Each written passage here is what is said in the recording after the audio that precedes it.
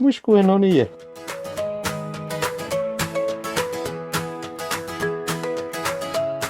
Hello, welcome back to Rich B's Life's Adventures, where we're tackling this shower. This head banging shower, it's doing my bloody knot in. But anyway, I think I've got this thing sorted now. We're just going to go to town on tanking the system and making a shower tray from scratch. I've also just took delivery of our new loo, which we're going to be doing a vlog on that. And it's a Joolca loo. Now I'll do a video as to why we chose that option over some of the probably more well-known ones. But anyway, today's episode we're gonna reclad this bit. Like I said before, I'm gonna leave that on, and I'm gonna clad it over with one single piece of very thin plywood, and glue it and screw it to that. Because that was made up of many different sheets. Because I was hygiene boarding over it, it didn't really make no difference. But when I've pulled the hygiene board off, it's pulled a lot of the wood off and everything like that. And because I'm tanking it and painting it and sealing it, I wanted it to all be as much one piece as I can. So I'm just going to put a thin skim of wood back over that, and then the rest of this wood, where the glue's pulled the wood apart on the ply, that I'll just have a little skim of filler over that. And the tanking system wood I've got, tanking system paint I've got, it's almost like a flexible resin paint. It's not a kit you buy. I bought the sealing tape that goes around the corner because that is really good sort of watertight tape and it will stick to anything. But the paint I've used is, I'll put a link below where I got the paint from. It's Amazon, I think, but I'll use a link to the exact paint I used. And like I said, it's more of a, instead of being a rubberized, it's more of a flexible resin, if you know what I mean. But anyway, I'm going to use that to paint it. So let's get started cutting this blooming bit of wood. Okay, this is the thin piece of wood. It's 5.5 mil, and it's an 8x4 sheet of wood, and this is the hygiene board that I took off. I would have liked to have reused it, but it was stuck that bad, that not bad, but it stuck that well that when I was cutting it and pulling it and cutting it and pulling it, it shattered in places. And not only that, it was deforming the plastic, and I didn't want it to look all ripply and horrible. So I decided against putting that back on. I'm going to go down a different avenue of finishing on the on one of the walls. So anyway, I've got that clamped in place. I might as well use that as a template as the best I can to give me the overall size, because the shower wasn't quite square, and I've already scribed that in once. If it fits, it might as well fit again. So I'll cut round there, and then where this is broken, I'll just carry the line on to make it square. And then I'm going to redo the fan to make it a tighter fit around the fan, so it sucks in more from in the shower area.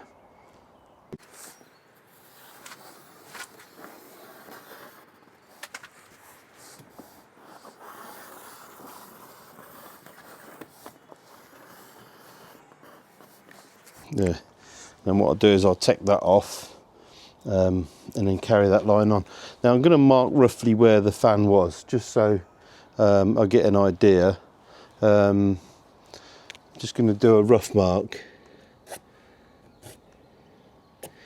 just so it gives me a general idea of where that fan was, and I can go from there.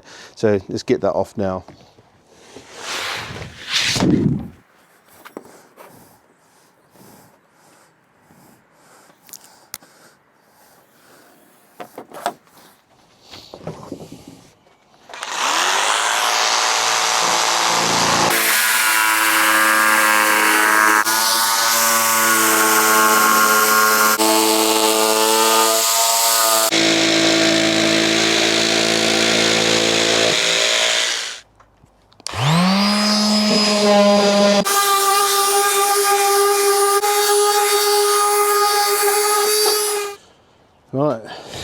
that's that. Now I've just got to get it in there and measure and mark that up a bit better than it was. Right, see how well it fits first. I'll just take that. I made that to try and help with the trouble is you can't you would think you'd be able to buy a bit of box ducting to gap that between there and there, do you know what I mean?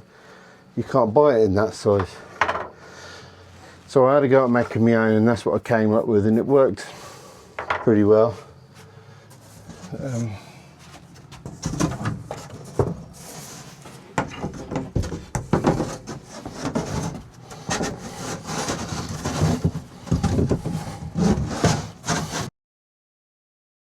I'll tell you what, I reckon if I get that in there, I ain't getting it out without breaking it. Show you the situation. I've got the mixer tap bit, and I really don't want to be taking that out if I can. I had trouble getting that to seal, and I know that's watertight and all the pipes are watertight, so I didn't really want to disturb it. Might be the light that's stopped me from getting it in. Do I take the light out? I'm nearly in. I just don't know if I'll get it out again once it's in. I know what I want to do. I want to lean it in, mark the centre part from the top where the fan is. See what I mean? I'm already struggling getting it out.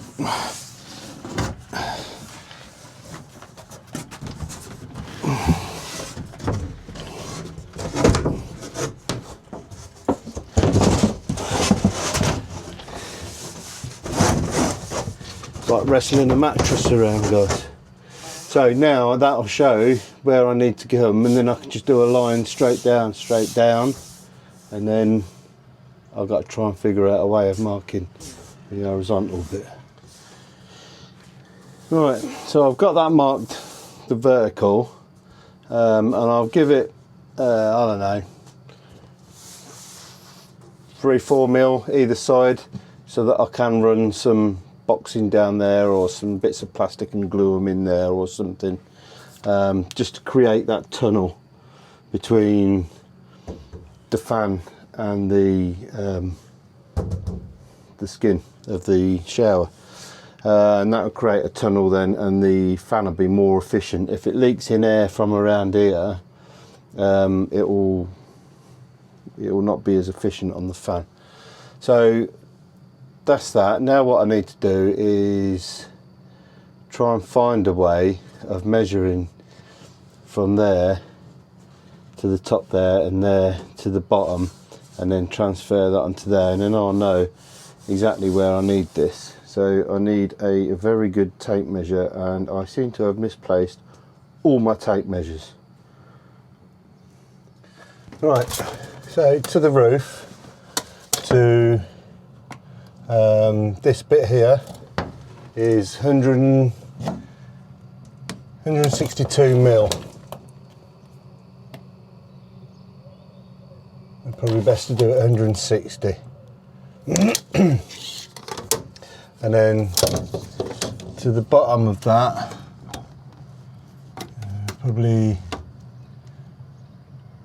195. So let's do the top one first. I'm going to put my pen in my pocket.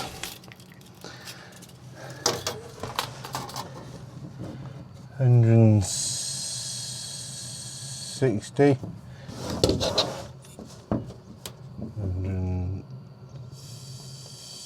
160. What did I say? 195. Let me just double check that. Yeah, 195.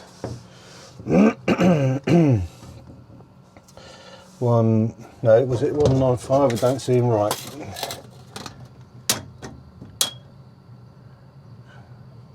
$295. Good job I checked. Measure twice, cut once. 295.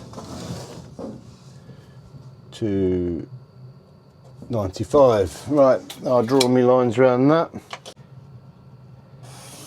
That to there. So that, by rights, should be there. Let's see how accurate that is. I'll go and get it cut out. And then I've got to try and get it in. I think I've got to take this light off, you know. Okay, so I've drilled a hole in each corner. Now I've just got to get my jigsaw started in there and then go between each hole.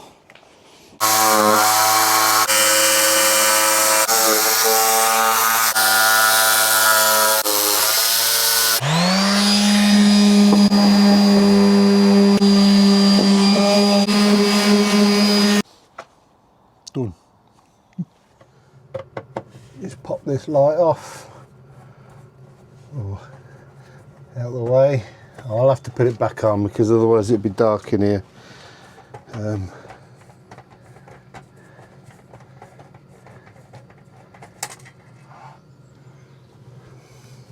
It's good light, this is. If I can find it, I'll pop a link in the description where I got the light from. I'm sure it is Amazon. But yeah, it's nice and fairly flush, very bright, but not too bright for a confined space. It does have to go through a ballast, if that's showing up there, but it's no biggie.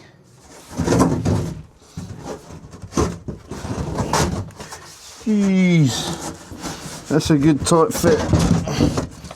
Right. Behind the mixer tap.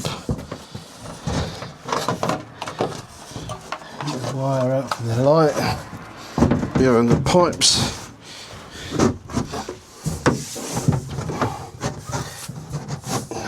What's that? Look at that.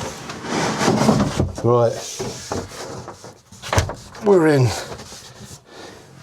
And we're a better fit round there. It's not ideal, but it's better. And that'll leave a little gap for me to put some slithers of wood round and then the grill back on. The thing is, I've got to take that off again. Put the glue behind it.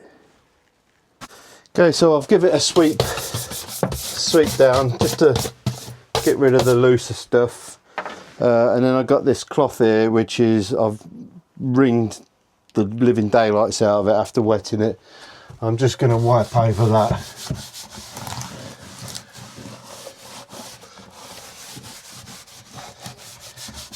This will just remove any dust. Anybody? Dust. And I'll do the same on this bit of wood that's going in, because obviously we've been sawing, so there'll be dust on that as well.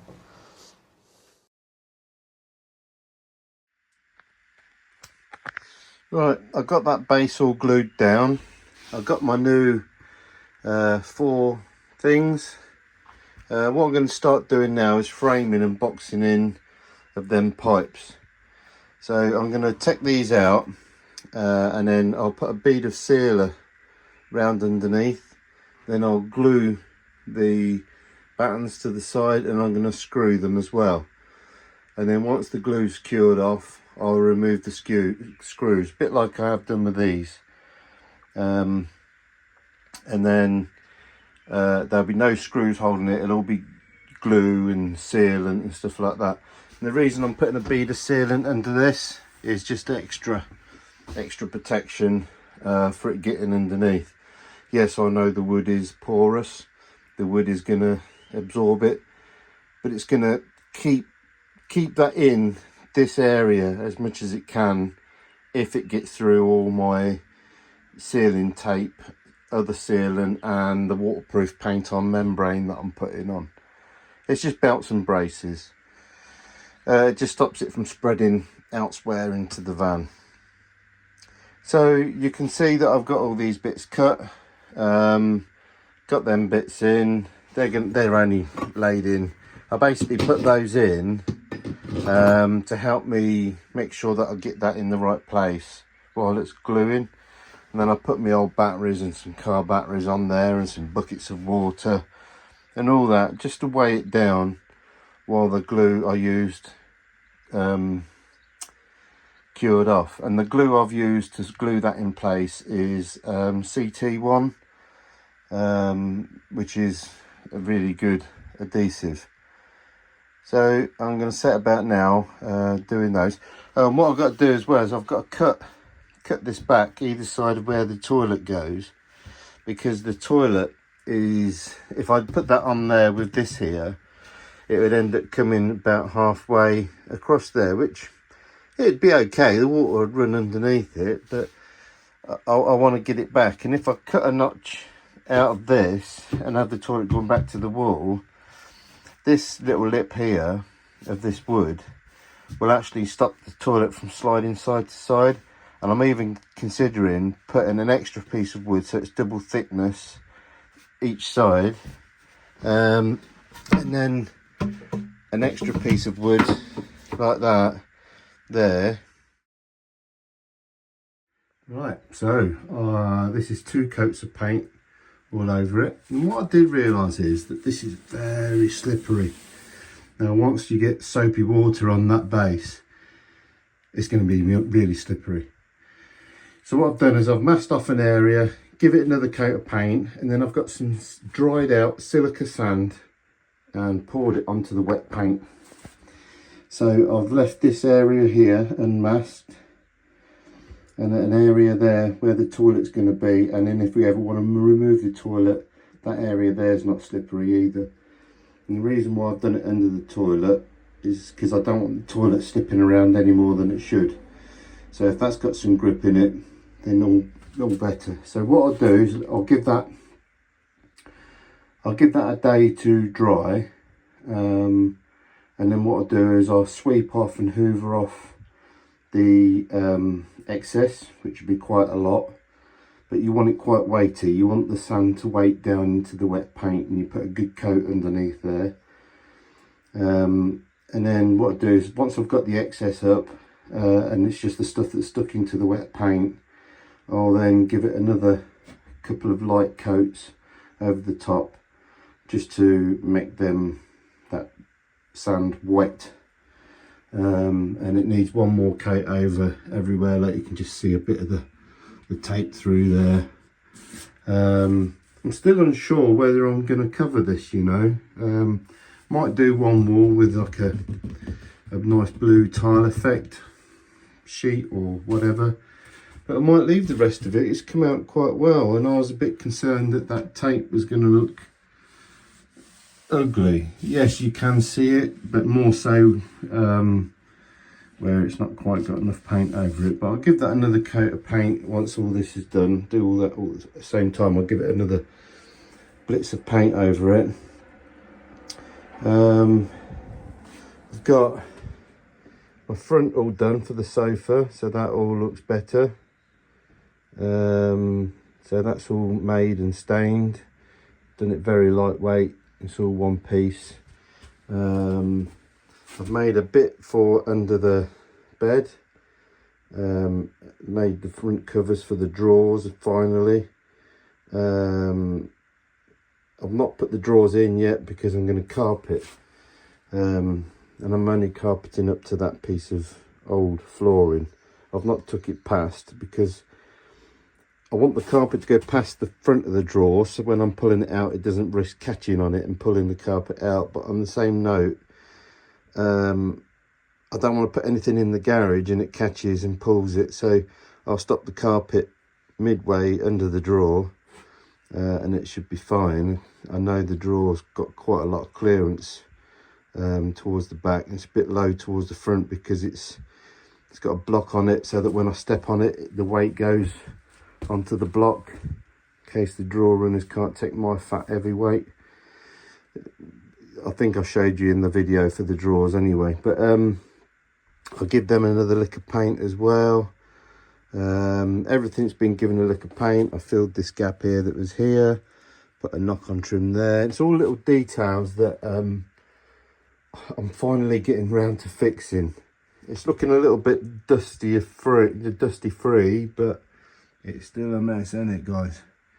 So with the sand, it comes and it's a bit moisture. It's got a lot of moisture in that sand, and it's just play sand, which is the same as silica sand, but it's been refined a little bit more. It's a bit better, so you can save yourself a lot of money. Go and buy a bag of play sand for 2 or 3 quid. Now it is very wet, so I put it in some of these foil trays and I banged it onto 150 degrees for about 2 to 2.5 hours, just to pull all the moisture out of the sand, and then I left it for about half an hour, 3/4 an hour to cool down. Leave it any more than that, it starts absorbing moisture again, and you don't want that.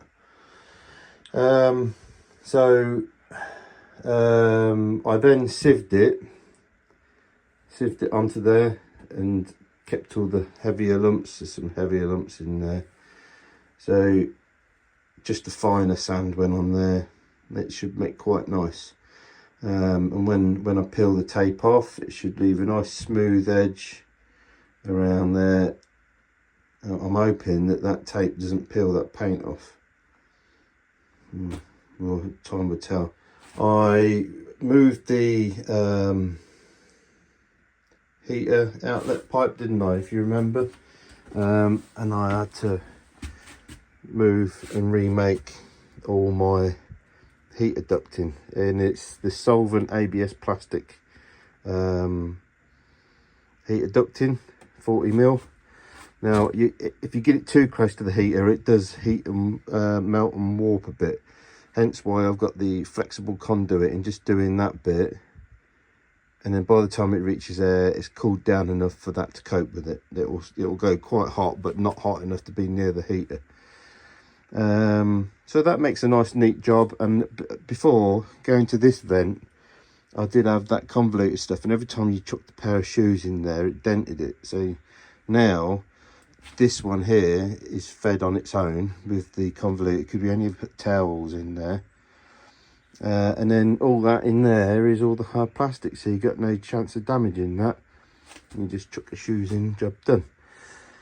Tried doing everything 45 degrees rather than a hard 90, because it keeps the airflow a little bit better. And then rather than teeing off and having the shower one on its own, I teed off from this one, because the shower room got too hot. So now it's just a very gentle breeze now, just enough to keep that room warm. Because what was happening before, it's getting so warm in there, it is warping my hygiene board, and that's one of the main reasons I took it off. So now it's just a very soft waft of warm air that goes in there. The way it's set up with that 45-degree tee is most of the air goes straight on and then round and into this one. So this gets majority of the air from the tee, and then a very small amount goes up and along and then out into the shower room. Now, as for the rest of the van, we emptied the entire van out, every single thing, and blew it all out with an airline and hoovered. And the amount of stuff we had in this van, we don't need half of it. We really don't. But it's amazing. It filled our dining room, it filled our kitchen, it filled our hallway. How it all fitted in it, I don't know. I really don't know. But that's just everything out the garage, under the bed, the cupboards, sofa, front end, glove box. That was everything up there. That was all empty, the lot. Only mainly because it's so dusty, so we had to wipe everything down. But it's still messy because I've still been doing work. I made a box to go on the end there. I've also, you can't really see it, but I continued on the floor. I took the little bit of slither out that's there, cut that across the existing floor, because finding a single seat carpet or mat in good condition is rare, and people want a fortune for knackered ones. So basically I just built a box section underneath there, put a piece of wood on it, made sure I could stand on it and nice and strong, made sure it's a good seal along the front, and then it basically just ramps up a little bit, but it's fine. Only because the front floor does ramp up and this is flat, but it'll be fine. And then I made a box to go over there, but I'm going to put that in after I've put the carpet in there. Anyway, right, enough waffling on. So I've swept up the excess. I've got to hoover it as well, but now I'm just peeling the tape off. And you can see it just gives a nicer finish, relieving a smoother edge. Obviously I've still got to hoover and get all that looser stuff off. And then I shall give it another lick of paint over the top of that, just so that you can't see it, or you see it less, because it might take 2 or 3 coats, and I don't want to make it less gritty with putting more coats of paint on it.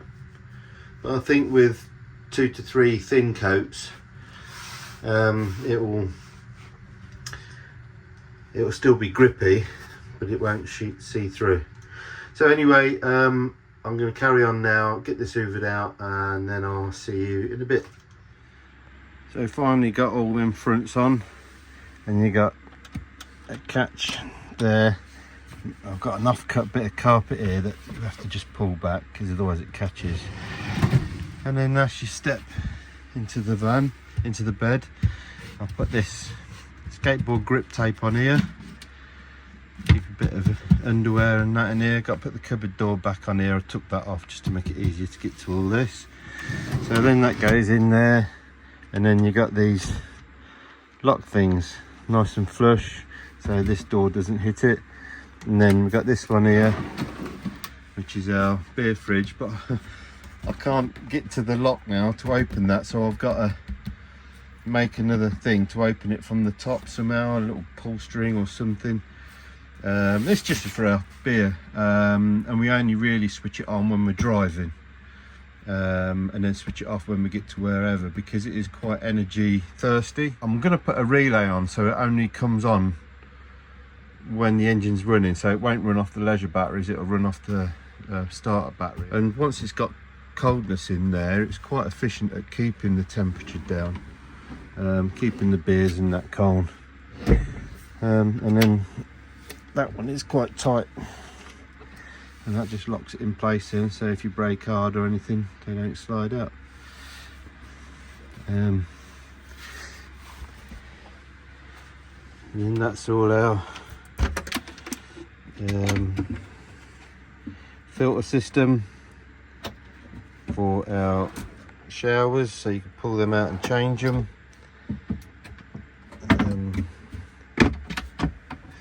A laundry basket thing goes in there, but it's out at the minute. Wardrobe, bed full of all clutter, a Volkswagen symbol in there that I took time undoing. Then this is the bathroom. I'm going to just give these things a lick of paint here, one more, before we set off, because you can still see where the sand is in the paint a little bit, but I think one more lick of paint will make that disappear. But even if you still see it, it still looks okay. And we was going to tile this, like fake stick on tiles or something, but to be quite honest, it don't look too bad, and it's a way of keeping the weight down. Fitted this today, loo roll, and it's plastic. That bit goes over, so that as we're driving around it doesn't slide off, and then when we have a shower we'll just take it off and leave it like that, as long as we remember to. But before we was just wedging the toilet roll behind the toilet. Yeah, so now at least we've got a proper toilet roll holder. This is our new separator toilet. It's a Joolca Gotta Go, and then you got your poo goes in there and your wee goes in there. You got a separate container and a separator. And the good thing, I got it too far back. Good thing about this, and not many others do it, is you can actually seal it off. So if you don't change it straight away, you can just seal that off and then change it at a later date. I changed the orientation of the door. The door used to go around that way, and the only reason why I couldn't do it this way before is because obviously we had a chemical toilet, we had a chemical toilet and the hatch was here. So now we've got the separated toilet. We can take that in and out if we want a bigger shower, and of course now the door can go in the orientation that we want. It means we get to have a wider door.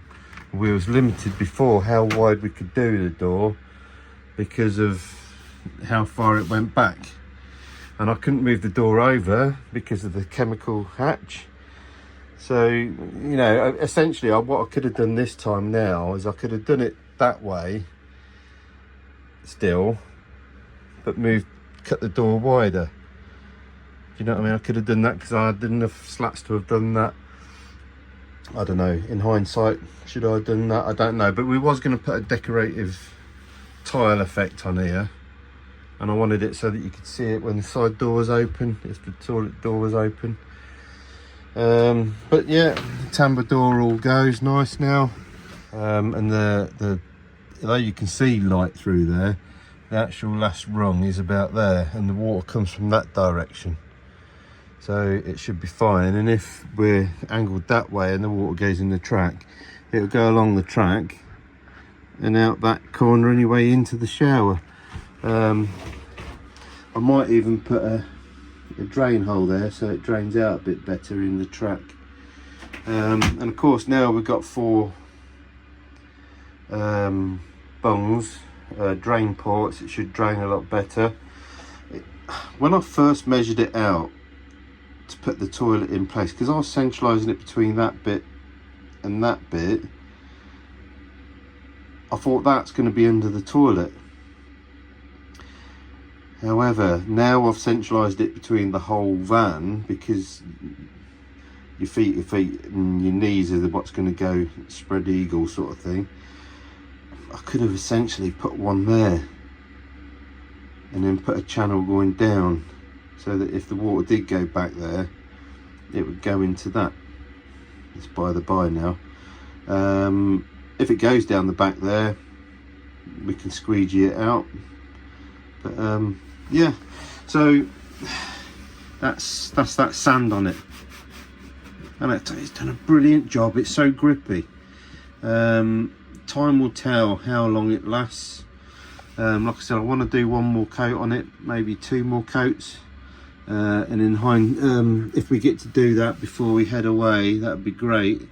I'm definitely going to do a bit more in here whilst they're taped off, because if I take them off, I'm not going to get them taped up again so well. So I'm going to do one more coat just around these bits, and then I might leave this because we go away in a day and a half, and I really want to give that as much time to cure off as possible. So I might just wait till we come back and give that another couple of coats. But everywhere else, it's had lots of coats of paint. Got that vent that shuts off, and behind there is like a PC fan type extractor, just to remove the steam, whatever, moisture content. And then this is our bathroom cabinet. And then what we're going to do as well here, we're going to mount some hand pumps for shampoos and body wash and so on, and that'll keep it all nice. We won't barely need anything in that. Yeah, we just keep cotton buds and various bits and bobs in their toothpaste and toothbrushes, and yeah, but it's mainly used as a mirror really. Look at me scruffy get that, because I've been working on this, been working on Craig. Still got a silicone around the edges. I thought, oh, I'll do it before I put the door on, but I forgot about fitting this, so when I do in that corner I'll just have to pop this off again and go around the corner. We're up against it for going away, so anyway, we should move on. Got the wallpaper done, the trim around the door frame, these trims on here either side, just to finish the corners off. Just think the wallpaper just gives it a bit of a nice homely feel. Did a little bit of skirting board there just to protect it whilst we hoover and stuff like that. I'm just weighing up whether we put one on this seat front. That's what it'll look like. However, this fake drawer effect to make a tie in with the cupboards up there and stuff, if I put it on, it's going to lose that spacing that's there. Do you know what I mean? No. See what I mean? You don't like it? No, I don't either, I don't think. No from me. No from Debbie. We made this box here at the side. That's where we're going to put all our European travel stuff in there. So the high vises, breathalyzers, warning triangles, all that in there. It's kept in the van then, and we can get to it easy. Got to put the handbrake cover back on. It was just easier getting the carpet and the wood in that I made for on here. Put the power socket there. It was in the seat front. I thought, well, it just makes sense because the pipes for the heat are coming from under the seat, come along there at the back. So we had a space that we couldn't use, so I just thought, well, we might as well put the power sockets in there. See what I mean? Look, it's got like a false floor. That false floor goes about here. Yeah, and we can use it as a, I've got to put a magnet on it yet just to keep it down, but we can use it as an extra bit of thingy. There's the cupboard door I've got to put back on the kitchen. Yeah, we made that base there. Makes it easier for getting in and out the cab section to the living quarters, because that they have a separate carpet if it's a single seater, and like I said before, finding a good condition single seat carpet is rare as hen's teeth, and anyone who's even got a doggy one wants the earth for it. I'm going to make a cupboard door like that, for the back of this chair, just so that when we put stuff in it, it's not on show. Got a swivel base on that one, and I want to get one on that, just so that if and when we have a van full of people, we can get 3 people sat there. We can get 1 person sat here, and then we can swivel that round. Yes, you can't put your legs facing that way, but at least you're facing sideways like these guys, so you're not that, you know, you're not facing the windscreen. And then not only that, if for any reason we go somewhere and say Grace comes in her car, or Tyler or Jordan, whatever, we could use this as a bed. So if we swiveled that seat all the way around, and then one of the backrests could fill that void there, that could be an extension, because that's 700 wide, so that's more than capable of being a single bed. In fact, both me and Debbie have slept on it a time or two when we've been snoring too bad or just fell asleep. But yeah, all looks good. Still got a lot of crap to clean. Got lights up there in the thing, got to put one on there yet. Sound bar and our projector screen. And projectors up there. All the curtains have been washed and put back on.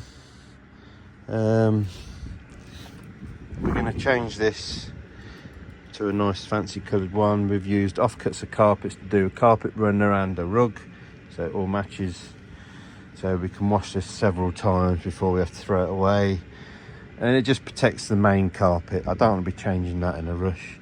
We've got another light switch there for the outside lights, and then this middle one does the kitchen one, and then that end one does the above bed one, and then there's a switch on the thing itself.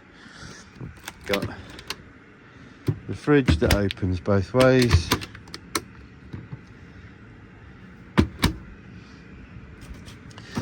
Got a controller there.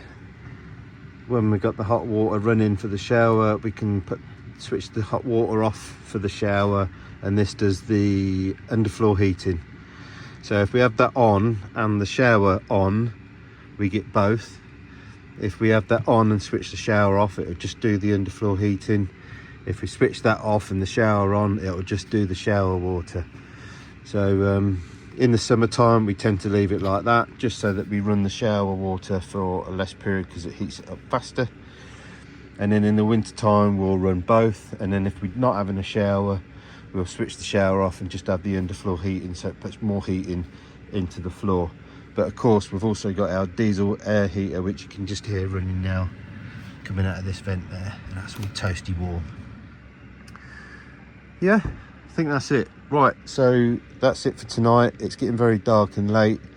Tomorrow's task is get the catch tank fitted, and then give it a big hoover and clean out before we set off to Scotland for end of May bank holiday, and then a week off after.